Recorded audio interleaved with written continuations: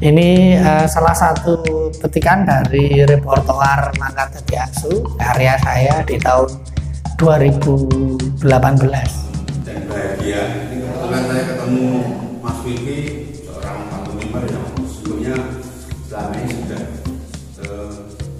sejak awal, sejak SD sudah minat besar di dunia pantomim, kemudian lalu bereksplorasi, dan pada pertemuan ini akan kita bincang-bincang proses kreatif.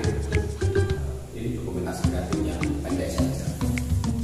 Terima kasih Mas Vicky sudah hadir di rumah saya dan mau bercerita tentang proses kreatif di dunia pantomim atau pantomima di Jakarta dan Indonesia. Menyimak dan mencermati percakapan saya dengan Mas Vicky. Terima kasih.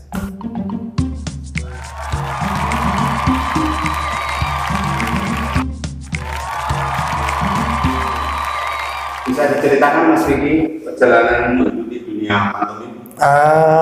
Kalau dari awal itu berjumpa dengan kesenian sebenarnya kan itu sesuatu yang tidak disengaja juga, karena mungkin lingkungan ya Pak yang membentuk.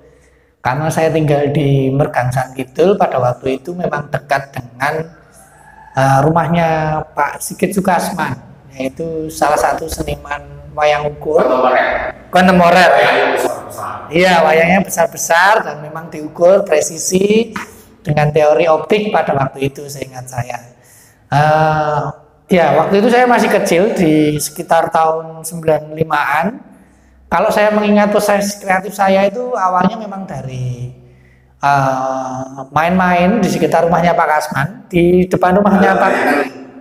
Ya luas, memang biasanya untuk main sepak bola gitu. Terus di depan biasanya dia kasih patung-patung itu Pak. Beberapa patung-patung, ada patung yang menyuling, ada patung yang membaca, ada patung yang sedang menata, kalau nggak keliru itu ada beberapa patung yang dia letakkan di luar memang. Saya awal itu tidak ada hal yang berkesan. Ternyata peletakan patung itu sangat strategis sekali menurut saya, karena saya waktu itu ketika saya sudah dewasa baru tahu bahwa itu sebenarnya proses estetis waktu kecil saya untuk melihat patung gitu ya. Melihat patung secara artistik itu ternyata memberikan memberikan proses kreatif bagaimana patung itu kok wajahnya itu detail, apa yang dilihat, hidungnya, bentuk tubuhnya, perspektifnya, ya hal-hal seperti itu baru saya sadari ketika saya dewasa sebenarnya. Pada waktu kecil ya kok menakutkan gitu. Kalau teman-teman saya yang lain cerita itu ya takut dengan patung-patung yang ada di depan, tapi kalau saya suka, saya terus terang suka, saya senang mengamatinya. Ada perempuan, ada laki-laki gitu. Itu Pak, itu proses awal bersentuhan dengan kesenian lewat main-main dan lingkungan. Terus kemudian saya berjumpa, sering nonton pertunjukan wayang ukur di tempatnya Pak Kasman. Kadang-kadang ada turis datang, kemudian Pak Kasman mengadakan satu pertunjukan. Itu kan musiknya itu terdengar sampai gamelan itu terdengar sampai rumah saya. Nah, karena terdengar, saya sering datang untuk nonton gitu. Karena terpantik aja, seperti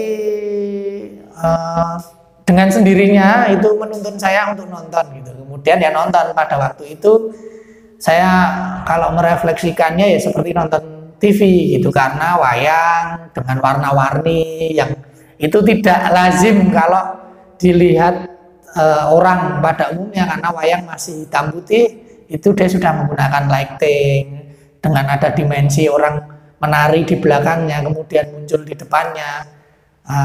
Itu membuat satu impresi yang bagi saya berkesan untuk memahami satu waktu itu ya belum tahu bahwa itu seni gitu. Berlanjut ke SMP? Masih SD itu kemudian ketemu di wayang ukur itu sama Mas Sigit Kimbong pada waktu itu. Mas Sigit Kimbong, ada Mas Sigit Pius yang di seni rupa. Pantomim pertama apa judulnya? Pantomim pertama judulnya kalau nggak keliru pentasnya di Balai RT itu Kerja Bakti. Kerja Bakti ya pertama nonton itu. Bergabung dengan komunitas pantomim. Itu SMA saya bergabung. Itu SD sudah. SMA Taman Media itu taman siswa kayaknya. Iya betul, saya di SMA Dengan Mutia Sukma. Betul. Atau karena mungkin di SMA itu iklimnya juga iklim ada iklim kreatif apa namanya berkesenian. Iya juga, tapi sampai kalau di Pondok udah pernah pentas pantomim juga kok? Atau malah di luar ya? di luar beberapa. Saya dulu SMA itu ketua teater. Tema. Pada waktu itu tema tidak ada orangnya, Pak. Itu sampai saya itu sudah habis-habisan. Pak Ungki, setelah generasinya Pak Ungki kepala sekolah itu untuk kesenian di Taman Madya itu relatif tidak ada. Saya memang. Kan Pak ST Singgih itu kemudian ST Singgih itu zamannya Mas Jaki Parianto. Iya, saya nggak ngalami, Pak. Itu sudah sampai saya itu udah habis-habisan. Kemudian Pak Ungki dan sebagainya. Itu Pak Ungki aja nggak ngalami saya. Tapi proses kreatif di pantomim tetap terus berlanjut dengan komunikasi keluarga. Iya, berlanjut dengan komunitas Bengkel Mem. Pada waktu itu saya memang di teater itu, setelah aktif di teater sama di anak wayang juga pentasnya teater, pantomim, biasanya kan sama tari. Kalau memilih karena itu memang spesialisasi saya dari kecil. Dari kecil saya pertama kali suka itu karena yang dulu mendirikan anak wayang itu menari break dance. Nah, di tari break dance itu kan ada gerak skakato, patah-patah, angel patah, skakato, patah-patah, ada gerak patah-patahnya, ada gerak stilirnya, mengalir. Nah, dari sana saya tertarik, lihat terus bagus gerakannya. Itu yang dari awal memang saya geluti secara individu. Jadi memang pantomim, yang lain kan memang jadi anak yang brutal, terus ada apa namanya? Itu yang sekarang Pak itu. Ya banyak sih sebenarnya kalau dari proses. Judul pantomim yang lebih dari 30. Yang individu dan kelompok. Ya. Kayaknya yang banyak diingat itu yang apa ya? Maka jadi asu itu ya. Ya, itu proses kreatifnya di tahun 2018 itu ada 3 repertoar pentas karya tunggal saya di Omah Kebon, produksinya Bengkel Mem Theater itu membawa 3 repertoar. Yang pertama itu ada Mangkat Dadi Asu, ada Mas Tomat, juga ada yang satu itu Zaman Modern. Atau 3 repertoar itu yang saya bawakan secara tunggal. Yang Mangkat Dadi Asu itu apa itu? Seperti visual tapi mungkin reflektif. Kalau yang Mangkat Dadi Asu itu awalnya memang pentas kecil untuk launching bukunya Mas Andi SW. Itu judulnya Mak Ono Asu Mlebu Omah. Kemudian saya diminta untuk mengisi. Kemudian saya membuat, karena yang sebenarnya saya di naskah ini main jadi asu. Terus saya di launching buku itu kemudian mengeksplorasi asu ini, anjing ini untuk jadi satu pertunjukan. Awalnya itu, kemudian prosesnya bertumbuh, kemudian saya buat untuk pentas karya. Judulnya Mangkat Dadi Asu. Itu refleksi saya terhadap kemudian beranjak ya Pak, beranjak apa jenenge? Secara lebih jauh saya geluti dari proses reflektif sehari-hari. Saya bekerja, rutinitas, melihat orang, itu kerjanya seperti apa ya, tertib gitu, disiplin gitu. Ya saya membayangkan seperti anjing itu, patuh gitu, patuh melakukannya setiap hari terus seperti itu, pulang lagi balik lagi seperti itu. Orang seperti itu terus, ya itu refleksinya dari Mangkat Dadi Asu itu. Saya kemudian meneliti tentang karakter anjing itu yang jauh hari yang sudah digunakan orang untuk perang, untuk menemani di rumah sebagai pet, gitu-gitulah Pak. Ini apa? Pantomim itu kan sesungguhnya media imajinatif, reflektif, dan menjadi media apa saja ya. Selama ini peluangnya gimana untuk ya paling nggak dalam masa-masa pandemi seperti ini, peluangnya untuk ya semakin mendunia dengan teknologi dan sebagainya? Ya sangat bisa.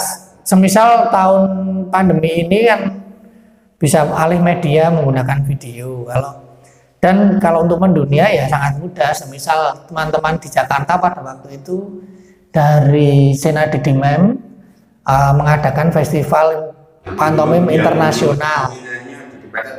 Iya, di DPR sama Seno Autoyo. Itu salah satu muridnya, salah satu yang ikut di kelompoknya membuat festival internasional. Dan itu ya memang dengan sosial media mereka mengumpulkan beberapa jejaring pantomim dari beberapa tempat di seluruh dunia, kemudian mengadakan satu festival mini video gitu yang berganti-gantian. Saya juga turut mengirimkan video di sana. Jadi memang kalau melihat situasi dan kondisi saat ini ya untuk berjaring dengan komunitas di dunia lain itu sangat mudah. Asal ya memiliki modal komunikasi yang cukup, paling tidak itu minimal. Komunikasi yang cukup. Iya.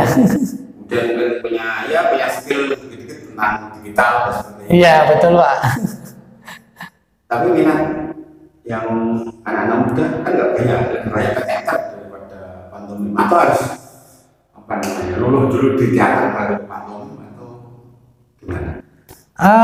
Soal ini.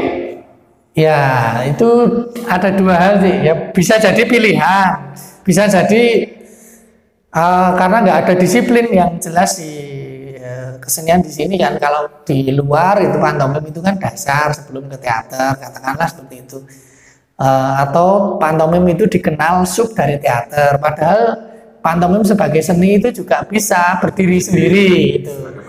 Iya, sebagai pertunjukan bisa berdiri sendiri. Wong seumpama kan banyak tokoh pantomim di dunia seperti The Crow, seperti Marcel Marceau, seperti Charlie Chaplin, katakanlah di film Bisu itu kan mereka juga bisa menggunakan pantomim sebagai bentuk artistik individu gitu. Ini salah satu petikan dari repertoar Mangkat Dadi Asu, karya saya di tahun 2018.